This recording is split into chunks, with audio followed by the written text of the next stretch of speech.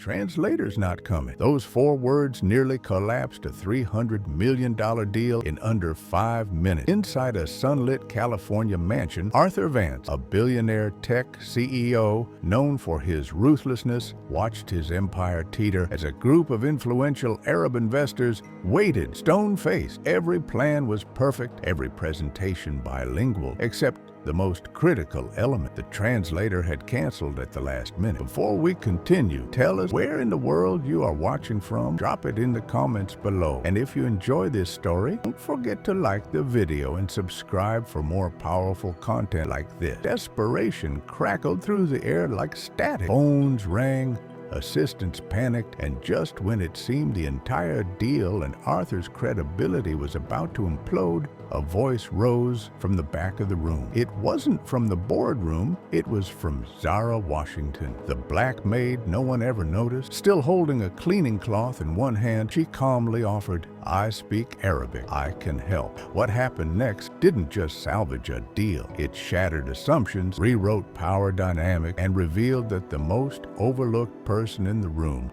was the one holding all the leverage. At first, no one responded. The words hung in the air, almost absurd in their simplicity. Zara Washington, the woman who mopped floors and wiped windows, who never got more than a curt nod or a passing glance, had just offered to rescue the most important business meeting of the year. Arthur Vance turned toward her, blinking as if he'd seen a ghost. "You speak Arabic?" he asked, his voice tinged with disbelief. Zara nodded, cloth still in hand. "Yes, sir. Classical and Gulf dialect. I studied linguistics before I took this job." A beat of silence passed, then a snort from Brenda, the assistant with a Harvard degree and a superiority complex to match. Even Leo, the junior associate, smirked, ready to brush Zara off like dust on his blazer. But on the far side of the table, one of the Arab investors, Mr. Al-Jamil, a dignified man in his 60s, spoke up in Arabic, his tone polite but skeptical. Without hesitation, Zara responded fluently, her words smooth and precise. The investors leaned in, their eyebrows rising. Smiles began to replace suspicion. At that moment, the air in the room shifted. Arthur didn't fully understand what had just happened, but he understood one thing. The tide was turning and Zara was steering the ship. He motioned to the empty chair beside the investors. "Sit," he said. "Make it count." Zara walked over with quiet poise, the cleaning rag still tucked between her fingers, like a symbol of where she came from and what she refused to be defined by. As she began translating the opening statement, her voice cut through the tension like a breeze on a sweltering day. She didn't just repeat words, she communicated intention, nuance, and respect. Her Arabic was flawless, her pacing impeccable. Every hesitation in Arthur's proposal, every cultural misstep embedded in the sleek PowerPoint slide, she softened, clarified, or corrected in real time. And she did it all without arrogance, only grace. The investors, once guarded, began to engage. One even offered her a bottle of mineral water, a subtle gesture of inclusion rarely extended to someone of her state. She declined with a gentle smile, staying focused. She wasn't there to bask in approval, not yet. Arthur watched her in disbelief. This woman, the one whose name he'd barely known, was not just saving the meeting, she was leading it. And as he looked around the room, he realized something deeper. The walls that had made her invisible weren't real. They were constructed by habit,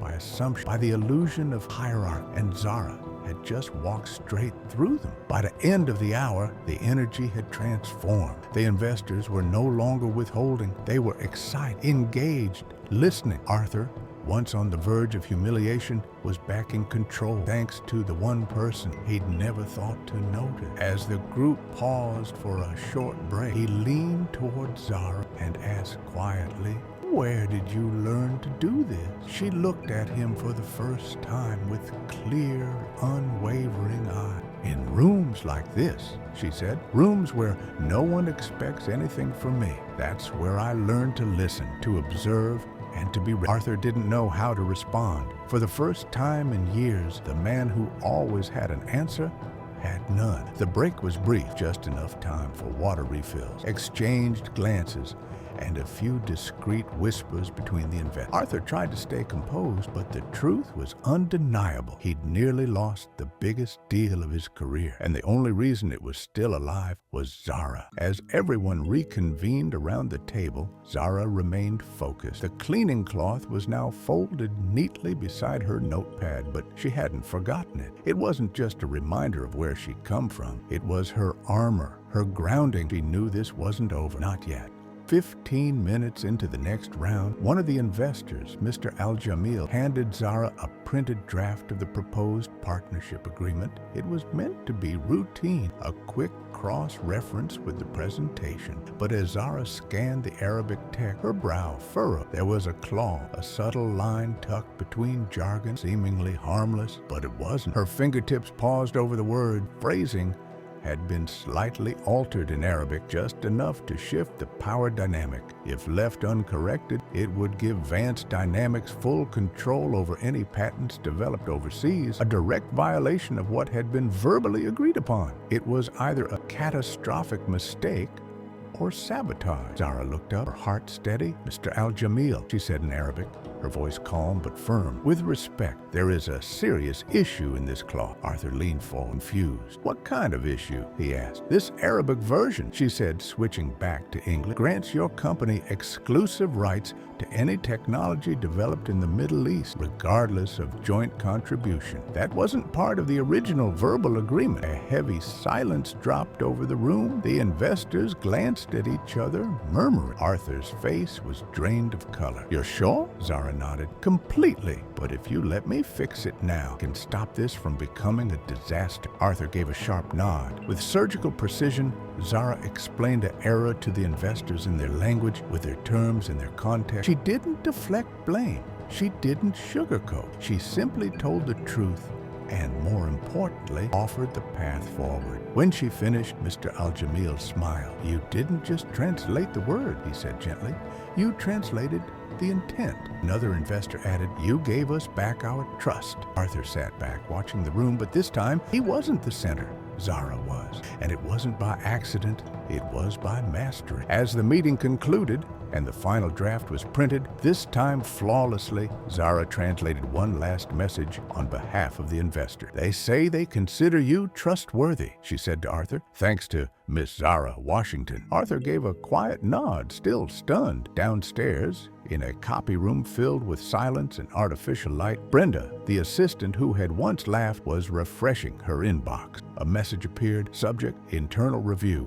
Report to HR. Her plan to quietly sabotage Zara had failed, and worse, Zara hadn't even needed to expose her. The truth had done it for her. Meanwhile, upstairs, Zara stood alone in the conference room, gathering her things. The cloth, now a symbol of everything she used to be, rested beside the contract she had just set. She looked down at it, then up at the marble walls that once made her feel small. They didn't anymore, because at that moment, Zara Washington was no longer the maid who surprised everyone. She was the woman no one would ever underestimate again. The next morning, Zara arrived at the Vance estate earlier than usual, not out of obligation, but instinct. Something in the air had shifted. It wasn't the scent of polished marble or fresh espresso. It was the way eyes lingered when she walked past, the way voices dipped into hushes, then rose in awkward greetings. She was no longer invisible. At the top of the staircase stood Brenda, no longer smirking,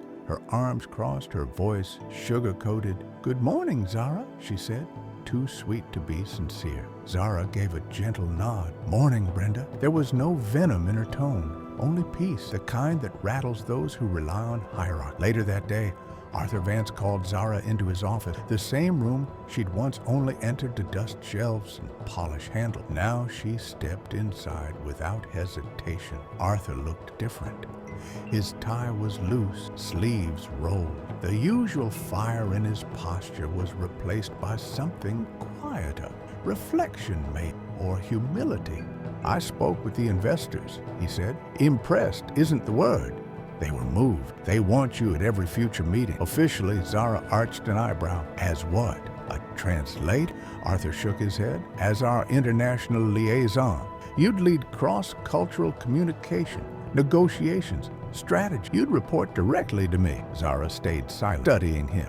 And your team? He asked. Are they going to accept that? A maid in the boardroom? He leaned forward. They'll have to, or they can leave. She smiled faintly. And you? Do you trust me? Or are you just protecting your deal? He paused, letting the silence sit before answering. Maybe both, he admitted. Yesterday, I saw something in you I can't unsee. Zara stood, shoulders squared. Then I'll do it, but on one condition. Name it.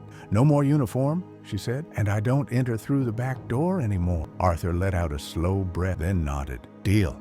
That simple exchange rewrote years of quiet injustice. For the first time, Zara's presence in the halls of power wasn't tolerated. It was requested and respected. At headquarters the following week, her new ID badge read Zara Washington, International Liaison. No one called her the help anymore. They called her ma'am or Miss Washington, or more often, nothing at all, because power has a way of making people forget how to speak. But Zara wasn't seeking applause. She was building something bigger than pride. She was building a new standard, and every step she took past glass offices and leather chairs was a reminder she had earned her place not by favors, but by value. At 3:04 p.m., Arthur's voice echoed through her intercom. Zara, do you have a minute? She entered his office. This time, he didn't even pretend to be formal. The investors are starting a new R&D hub in the Gulf, he said. They want you on site. 3 months. Strategy oversight. Face of the partnership. Zara didn't answer right away. She studied him. Not virtual. They want you there. In person. Why? She asked softly but firmly. Because it's smart business? Or because you finally see me? He met her eye. Both. Zara nodded slowly. If I go, my sister Nia comes with me. She's stable now, but I won't leave her behind. Of course, he replied without hesitation. Whatever you need. She turned toward the window, the city's skyline blazing gold in the sunset. All my life, she said quietly, people told me what I couldn't do. Now, for the first time, someone asked, why not? Arthur stepped closer. You've always been more than the role they forced you into. She didn't reply. She didn't need to, because in that room, the one she once entered unnoticed, Zara Washington had just redrawn the lines of leadership. This time, they were bold enough to hold her name. 2 years later, the sign on the building didn't say Advanced Dynamics anymore. It read Ants and Washington International. From the outside, it looked like a sleek innovation empire, all steel, glass, and ambition. But inside, it carried the pulse of something rarer: equity, heart, change. At the very center of it stood Zara Washington.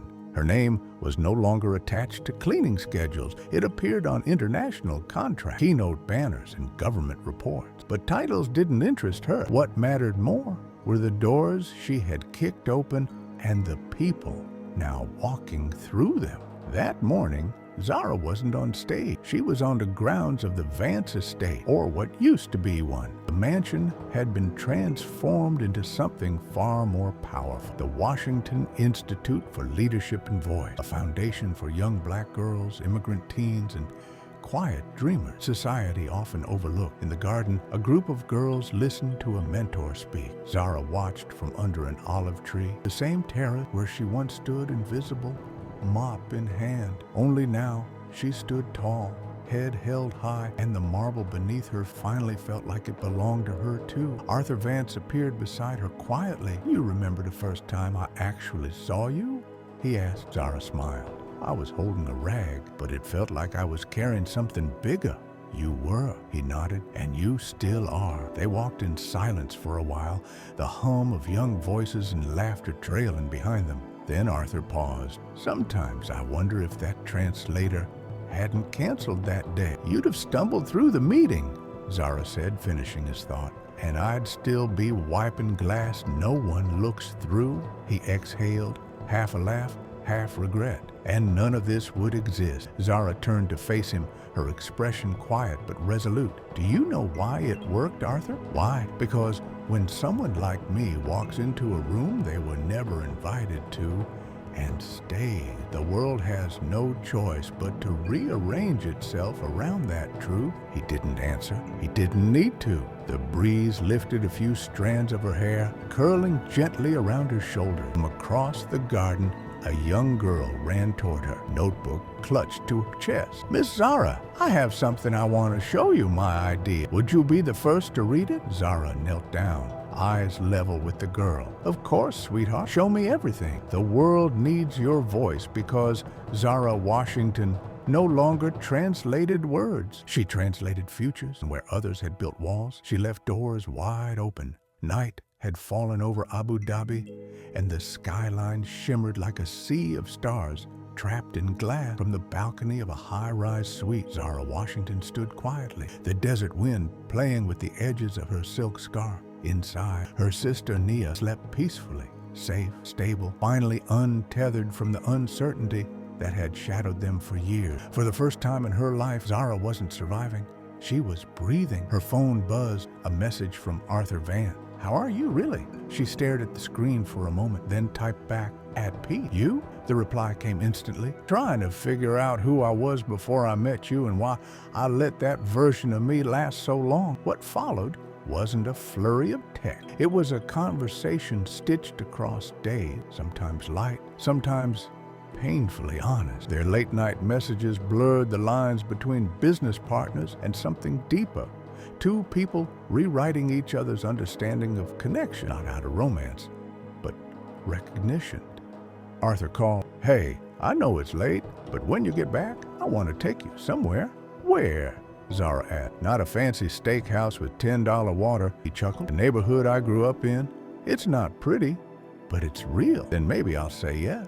There was a pause. "You didn't just change the company, Zara. You changed something in me, and that scares the hell out of me." She exhaled slowly. "Fear is the tax we pay for transformation, Arthur. But you learned to walk with it." He was silent for a beat. Then, "You make me want to be better. Not for praise, not for guilt, just because I finally want to." Zara didn't answer right away. She didn't need to, because his words weren't seeking approval, they were shedding armor. A few days later, the Arab investors invited Zara to a private ceremony. The eldest sheikh handed her a small pendant, a gold circle inscribed with a single Arabic word, hikmah, wisdom. "You didn't just translate our language," he said with reverence. "You translated our hearts to them and theirs to us. That's far more valuable than any contract." Zara clutched the pendant gently. In that moment, she understood something deeper. She was no longer just a bridge. She had become the architect of something entirely new. 2 years had passed. Vance and Washington International was now a global force, but Zara never chased the spotlight. She used it, she shaped it, and she redirected it onto voices still waiting to be heard. Back at the Washington Institute, Zara stood at the edge of the courtyard, watching a new generation of girls dreaming out loud. One of them turned, beaming, notebook in hand. "Miss Zara, I wrote something. Will you read it first?" Zara knelt, eyes glowing. "Always show me everything. The world needs your voice," because Zara Washington didn't walk into power like she belonged. She walked in like she built the floor beneath her feet. And for every locked room, every whispered doubt, every back door she was once told to use, Zara left it wide open for the next girl to walk through, head high, not as a guest, but as the revolution. Sometimes all it takes is one moment, one decision to speak up, to step forward, to break the silence, and the world begins to Zara Washington didn't plan to change a company or a culture.